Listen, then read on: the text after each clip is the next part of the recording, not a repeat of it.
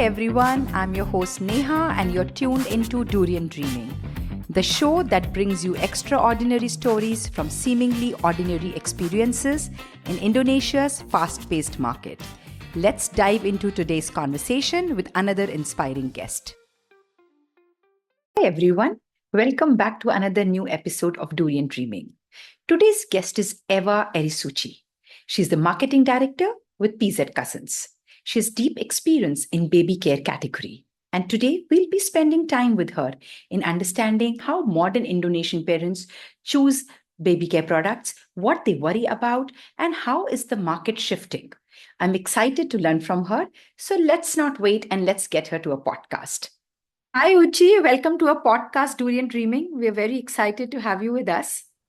Pleasure to be here. Thank you for the invitations. Thanks, Uchi. So, Uchi, you are a marketing director for a company called PZ Cousins, which is synonymous to baby toiletries or baby care category. This category is a very trust-sensitive category. And as a big brand, there are some unmet needs or some frustration among the parents, which sometimes big brands struggle to address. The way Gen Z are parenting is different than how we were as parents. What are the unmet needs which big brands such as PZ Cousins are struggling to cater to? Yeah, I think the biggest unmet needs is the way they absorb informations and where they absorb the informations. The way we reach them is different from where heritage brand like us used to approach them. Right now, communities, people that has gone through similar experience is something where the new moms or the new parents are relying on. So the way we communicate to Gen Z's new parents is what you can call the unmet needs. The other thing is that because of the informations that they have received, they're very specific in terms of benefits in the products that they're looking for. So we need, as a big brand like Cousins Baby, we need to be able to be sensitive enough to capture these specific needs that they're looking for and to start innovating in that specific benefits that people are actually looking for. Right now, skin benefits is something that the new parents are actually looking for their babies. That's one specific needs. The other one is all about environmentally conscious. So that because they are very aware of what's going on in their environment, so they will select products that is friendly to the environment. So those two are probably an example of that unmet needs that today's parents are looking for. Right. Which is the most emerging or the fast growing segment in the baby care category, which is very niche for big brands to venture into, but are perfect for a startup to focus on. One thing is the skincare, as I mentioned to you before, because of the specific benefits that skincare products will be, are able to deliver. That is the emerging subcategory that we see in baby care market. The other one is anything to do with outdoor. Yeah, outdoor protections. Nowadays, babies are more active, or the parents are more active, and so therefore the Yeah. babies follow with the parents. And that is also an emerging needs that we see happening. All right. This is a category which is very emotional and which is majorly driven by trust. What are the biggest barriers in building trust and trial in baby toiletries? I think it's the source of trust Okay. is the one that is evolving right now. Before, the authorities is probably the source of trust. And so doctors, the medical industry is where people are looking for informations. The grandparents also is something that the new moms are looking for advices. Nowadays, the information is widely available. So, the trust comes from not only the parents. Sometimes the information that the grandparents are giving is no longer relevant. Hmm. They will turn to people that is probably have experienced parenthood Hmm. closer to the time that they are becoming a parents. The communities, they are also the source of information where they can gain that trust. And how are the parents' journey evolving both in the online and offline segment? The journey of parents evolving, basically right now, information is coming from a lot of online informations is very much available. People, moms, new parents can just scroll in or any kind of informations that they have. And I think right now, because of the journey of the journey of consumers are not linear any longer, they Hmm. could just right away find the information and purchase it online. So the online or digital commerce becoming so important in that. And sometimes information comes from the online and then being purchased in the offline as well. So the journey is no longer a linear one. And that is actually the challenge for us as a marketeer, how to pick them up, pick up where they are willing to kind of absorb the informations and willing to convert that information into a purchase. This is a highly regulated category, and like your BPOM approvals are necessary. Yeah. And because it's so regulated, it can slow down innovation Mm. and giving smaller players a chance to move faster. So, where do you see operational or regulatory constraints that slow down big companies? Yeah. I think first of all, as a company, we are committed to give the safest solutions for our consumers, especially our consumers are babies, basically the users are babies. Mm. So of course we will adhere to the prevailing regulatory requirements. I Okay. think what we need to do right now is to speed up the development process. And so therefore, I think we have more challenge to kind of accelerate the process of product development so that we are able to kind of engage with the regulatory earlier on and enable to gain more the permissions much earlier in the process of the innovations. So speed is very important. The second one is basically having collaboration, co-development with other institutions that already have some sort of complying products, and that's also another way of speeding up innovation or new product development for our end. So, in this innovation process, what are the areas or segments where an agile startup can innovate more quickly than a bigger company? I think when it comes to something that will not require a new technology, they will be able to kind of expedite the process of development. Hmm. Something that is basically molecules that already pre-existent, and that's something that I think they have the advantage over us, over the big company.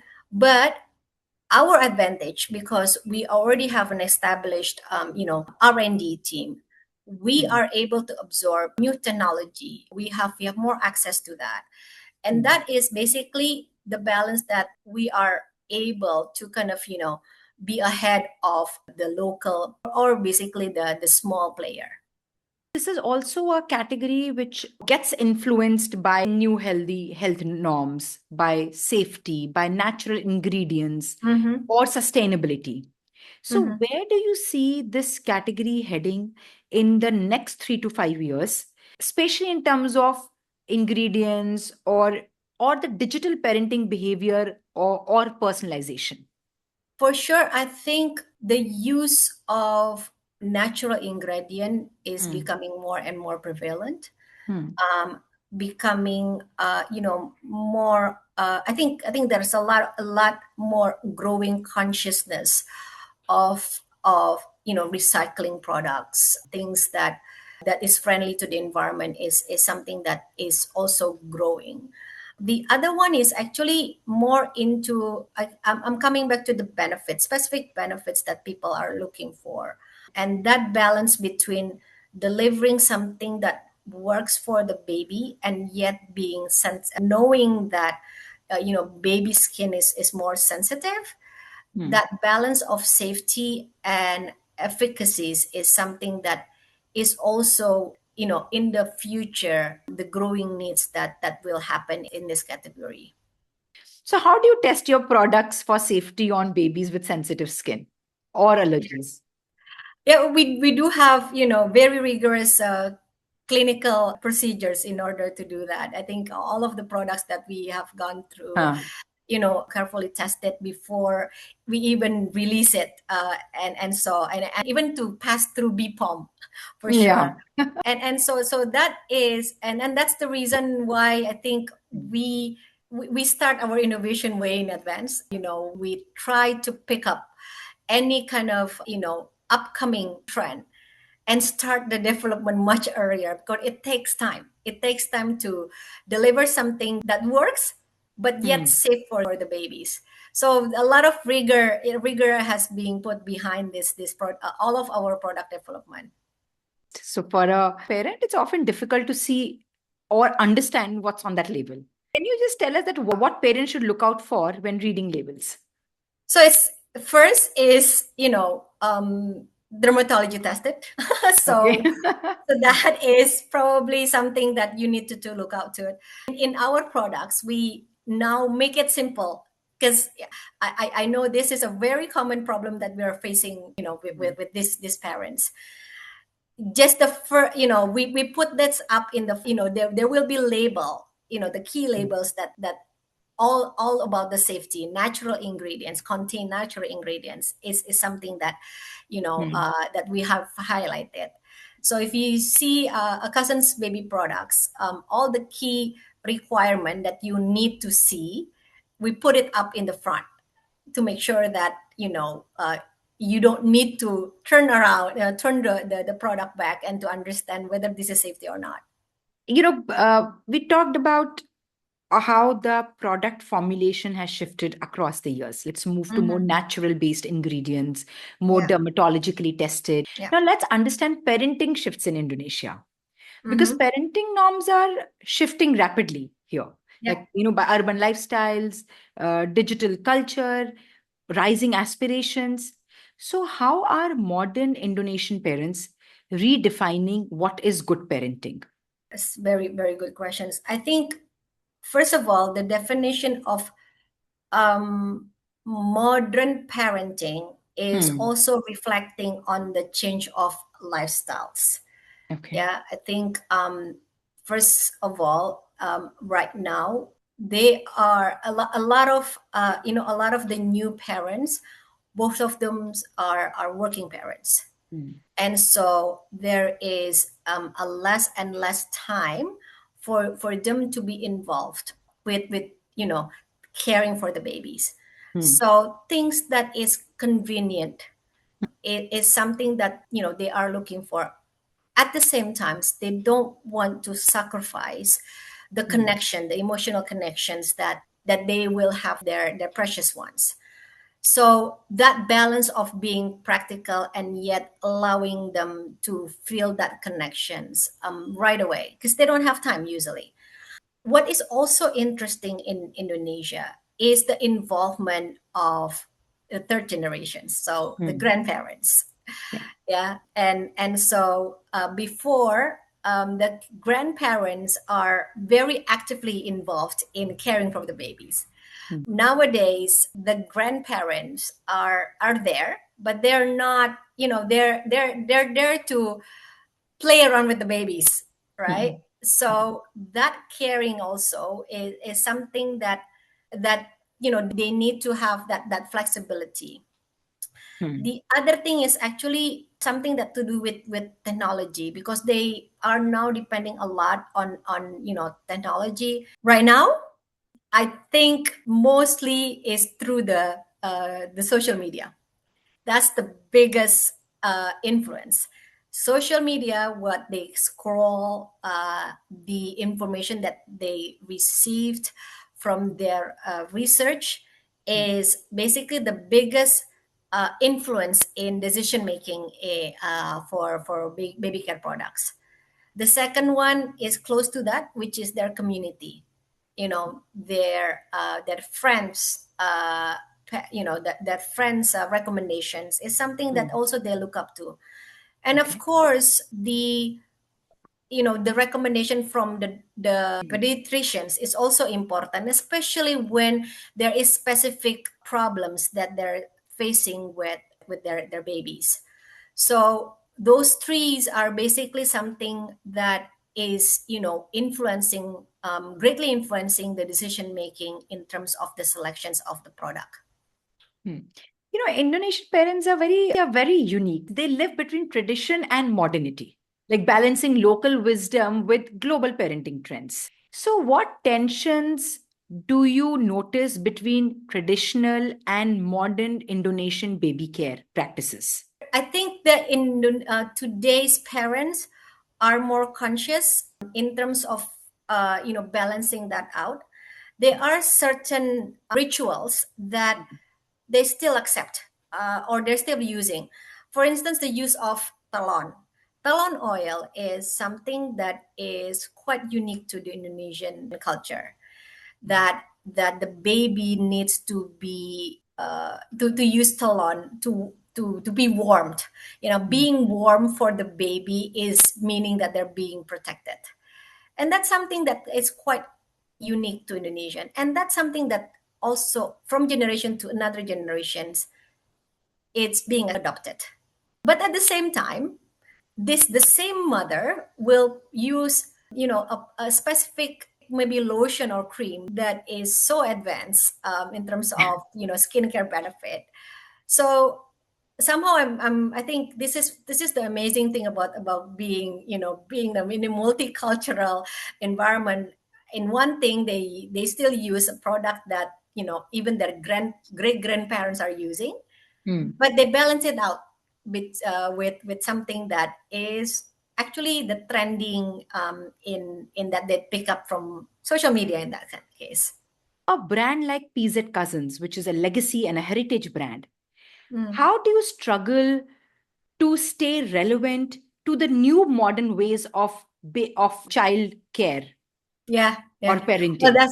that's the biggest challenge that we're facing right now. I think everyone knows what who is Cousin's Baby. We've been here for 50 years, and I think everybody that probably over 30 years Mm, old probably was a Cousin's Baby brand, but mm, no longer, as we move towards these new generations, that attachment of to the brand is no longer there.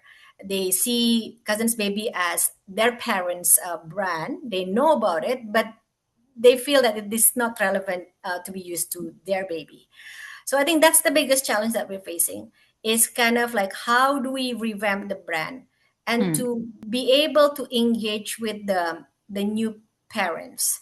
First, is the look and feel. Basically, reinvigorate the look and feel that we have in our brand. The way mm, we engage to them is also that we now make use of more of the medium that they are engaging in, social media, mm. digital driven. And the last one is all about the innovations. Right now we are looking at the innovations that touch on the insights that they have. An example that we have recently is that we just launched a range of Cuddle Calm, targeting to that struggle that new moms face when the baby cried at night and you don't know what's going on. That is probably the biggest insight that we face, that struggle and that frustration that new moms face. And so with that kind of innovations, with an insight based innovations, we are able to make this legacy brand becoming more relevant to today's market. Right. Senior leaders like you can often spot leaders early based on their certain behavior or mindset. So, what habits or behaviors do you see in young marketers which signal that they are ready for bigger responsibilities? Yeah, I think first of all is inquisitive, Okay. wanting to know more, Hmm. not settling in with the first questions. Hmm. You're gonna have to dig out why and why and why. And of course, that is a tool for you, a starting point for you to solve the problem. So the second one is about problem solving. Okay. You are there basically, to help your boss or your Hmm. team to solve a certain problem. So you need to be able to be part of a solutions. Yeah. And then the last one is to be more proactive, to be, to if you see that there is any improvement in the way of the working, in the way the brand is evolving, being proactive shows that you take ownership. And those traits is something that I would look for in a young manager, and knowing that they will move ahead basically in their career.